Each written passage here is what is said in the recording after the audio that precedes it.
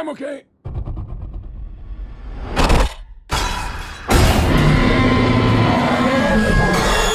All right, everybody. Welcome to the Walkman Podcast. We're going to talk today about Jurassic World, and this was the Chris Pratt versions of 2018. So my name's Herbie Walker. My name's Terrence Simmons. All right, so let's get into this.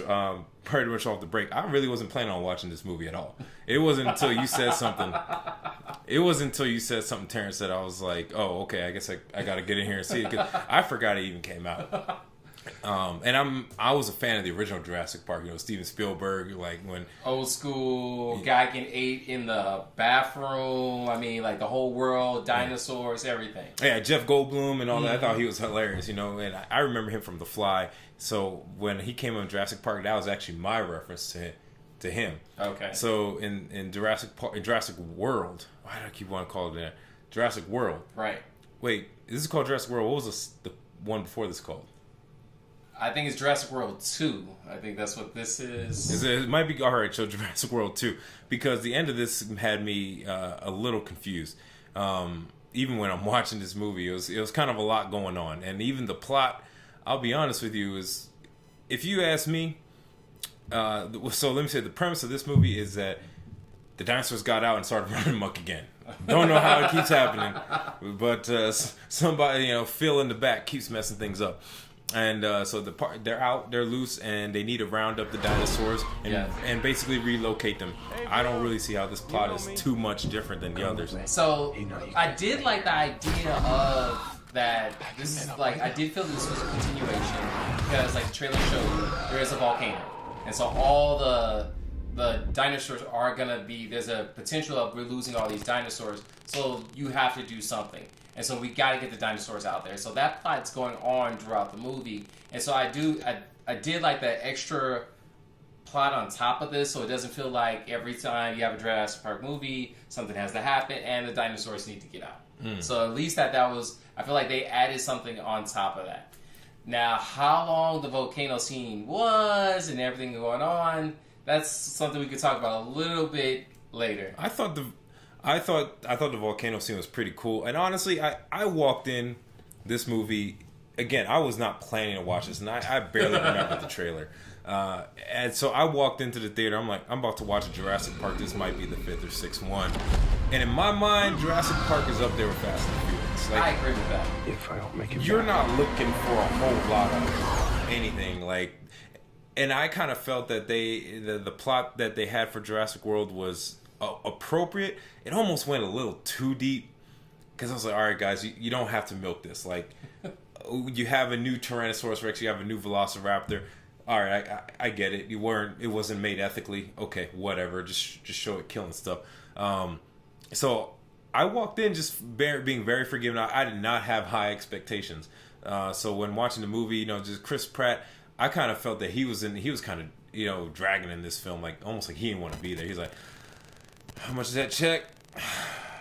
All right. I guess I'll do some push-ups and do the Chris Pratt thing and do the hero thing. Chris Pratt thing. Because I don't know, he didn't have the same energy as he did in the last Jurassic World movie. But I feel like because this one it feels, even though it was a long movie, it feels short. Like it's like scene, wrap up, done. Like it's real cookie cutter. Like they get to the place, something happens. They get to hear something happens, and it's over with. So I definitely see that as well. Chris Pratt, he didn't have a lot of scenes. I mean, yeah, he's the star, but it's not. The stars are always the dinosaurs, and so the dinosaurs are still the star in this movie. There's always this one little girl that always gets saved that never gets killed. So that's a theme that always goes through as well. Yeah.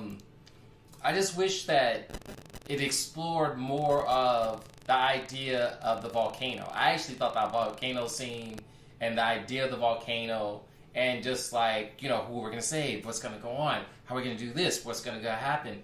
I wish they would actually put a little bit more time and make it more in depth. Because one thing about Jurassic Park, Jurassic World was the fact that it's a world of dinosaurs. Mm-hmm. And so just to kind of like take the time out to let that breathe is a place where I feel like they did it real cookie cutter, real short. Yeah, and there was a lot going on in the movie. Like I thought the plot on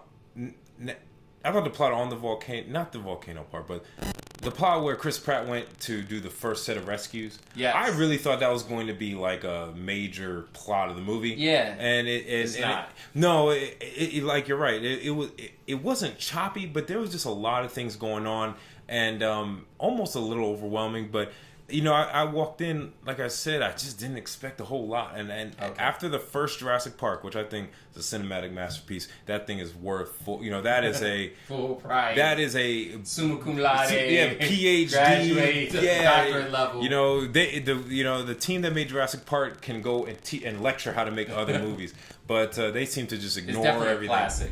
Yeah, but the sequels after that, Part 2, Part 3, and out there horrible. The Chris Pratt reboot I thought was fun, but again, even with that one, I managed my expectations. I wasn't really going in there expecting a whole lot of bedazzle. So, which one do you think is better, Jurassic World or Jurassic World Fallen Kingdom, which is the second part?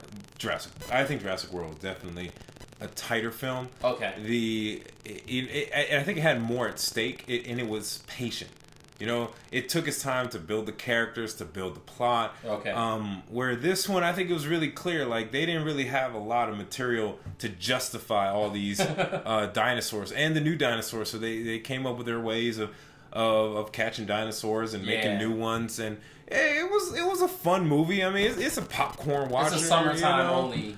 Yeah, like if Avengers was playing, and if there was Black Panther was playing, or if Deadpool, I wouldn't put this above it. No way. I mean, but right now this is just a slow week in movies. Like I was thinking about what was out, and there really wasn't anything big that came out. I'm waiting on a couple of those comedies that come on. The basketball comedy I want to see, and that comes out this weekend.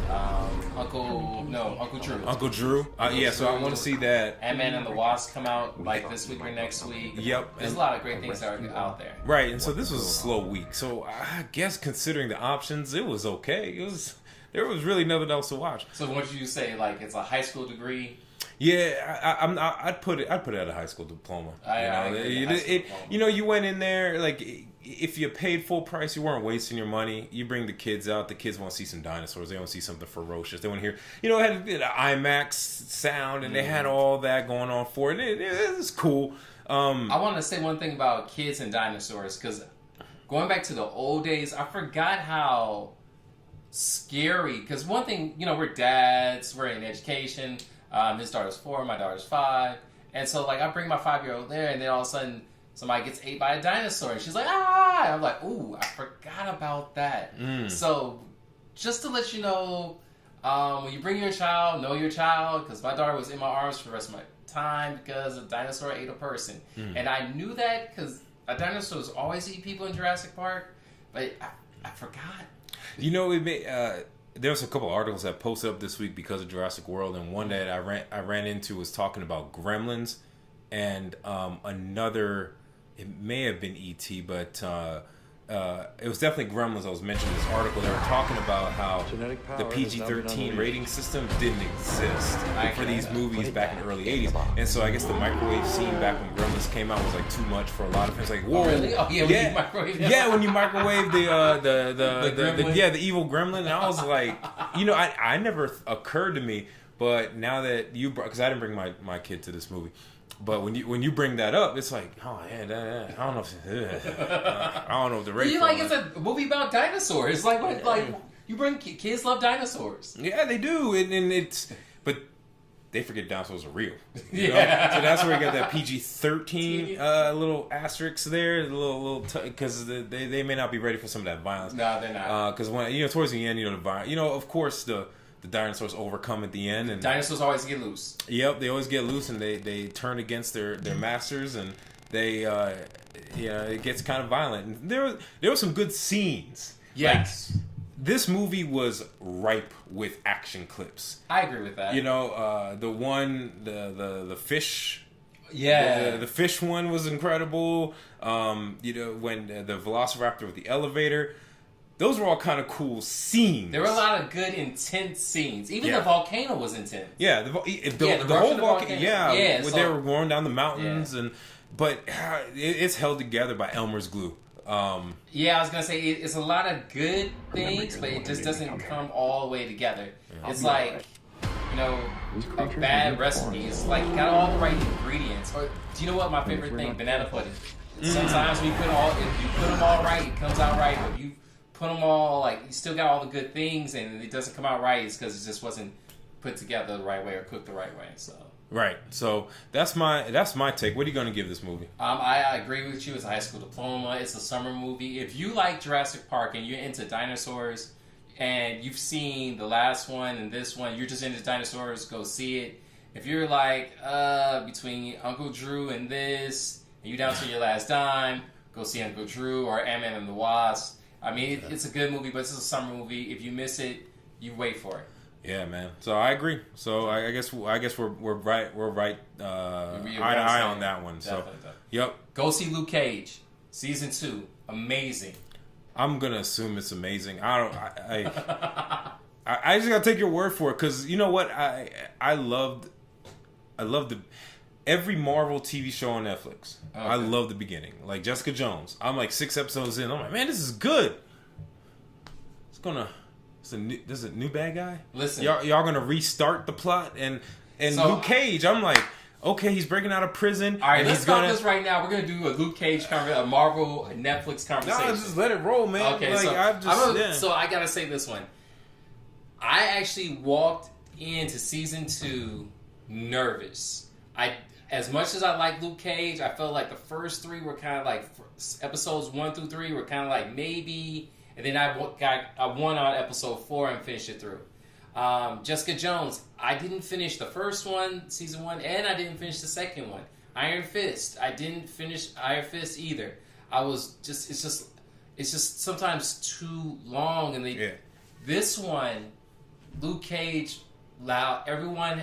There's so many great characters now compared to Jessica Jones, where it's just really her holding up the whole story. Where Luke Cage has, it's Luke Cage and Iron Fist, so they have one. It's you got Misty Knight, she's got the bionic arm, and she's hanging out with her girl with the sword, so they have one. Elektra? No, the girl with all white. Okay, it's called the Daughter of the Dragons. So everyone has enough of their own miniature story. The villain has their own story. And then Bushmaster's plot is very complicated. No, it's very simplistic but very fun. And it actually takes you on an emotional journey. And you actually start getting on his side. Like, I think you should do that. And so because you have all these characters that actually have all these great motivations, it turned out to be a fantastic show. I actually felt it was like too CGI in certain places. It's like, we all know the difference between real fire and fake fire, but the action scenes are really good. I'm 100% for it. Well, look, when you get done with it, go ahead and give your review, and I'll just sit and listen. Because my best friend also told me that I had to watch it, and I'm not down that it's not good, but I just can't be doing these. I'm trying to finish Westworld season 2. And it's taking me forever. Like, I gotta break it up in half-hour chunks. Okay, like, that's all I got. So I don't do Westworld. I'm so behind Game of Thrones. You're missing out on both. But I gotta, kind of like you, I'm choosing which one. Yeah. I chose Luke Cage. Now, everybody knows how I feel about Daenerys Targaryen, so I'm not gonna bring that actress up again. But I'm a big fan. I tell people for Game of Thrones, even you didn't like her in Solo though. No, I didn't. I hated her. So, and like, I never thought she was great in Game of Thrones. Like, she's okay. Like, if it wasn't for the giant cast of characters of Game of Thrones, I probably wouldn't care. I probably could do without her. But for Game of Thrones, I tell you, just like I tell everybody else, it's culturally relevant to right now. Mm-hmm. It's what everybody's talking about, and all these pop culture references kind of dawn on it. Like, you've probably been somewhere and seen a wolf on the wall, and you're like, what's that about? Or like, why are people praising like this sword or whatever? Like, all these things, like it's a part of pop culture. Yeah, definitely. and you should try to keep up with it. And so I did my like 6-7 seasons, or what season are they on now? Oh no, they're on 7. There's not a lot. So good. So I'm at like 5. You got that far? Yeah, but then life happened, and I gotta Do you understand the plot? Stuff. I do understand the plot. Can you name 3 families? 3 families? Yeah. It's the wolf, the lion, not the like dragon. their names. Oh no. Yeah, you need to start from one, and get ready for the season 7 that comes out next year. Okay. But that's our review for Jurassic World: The Lost Galaxy. No. Jurassic World: Fallen Kingdom. All right, I'm done.